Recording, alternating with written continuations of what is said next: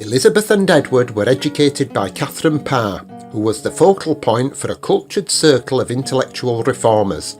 She also encouraged Mary to translate St. John from Latin to English and had the master at Eton edit it for publication. She promoted English translations of Erasmus and supported humanist values, for which the Bishop of Winchester plotted her arrest. William Cecil was the brother-in-law of Edward's tutor John Cheek and edited Catherine's devotional writing Lamentations of a Sinner. At 14, Elizabeth chose Cecil as the one honest man she could trust and signed her letters to him, "Your friend." 50 years later, when he lay dying, she brought him chicken broth made with her own hands. Edward died aged 15, and in 1554 Mary married the fanatical Catholic Philip II.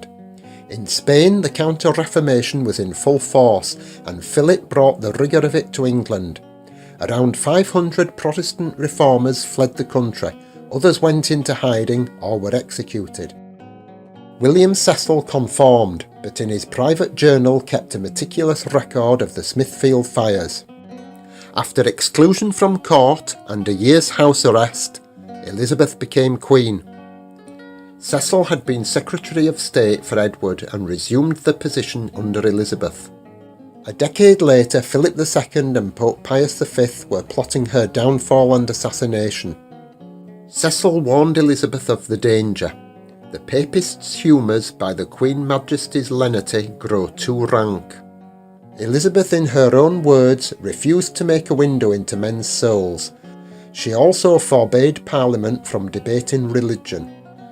In his final year, Cecil opposed the war in Ireland, and said of Essex, "He breathed forth nothing but war, slaughter and blood." Cecil took out his book of Psalms and silently showed Essex this verse, "Men of blood shall not live out half their days." Essex returned from a failed campaign, was dismissed from office, tried to raise Londoners in a coup, and was executed. For 40 years the history of Elizabeth and Cecil was indistinguishable from the history of the English state. Cecil died in 1598 and Elizabeth 5 years later.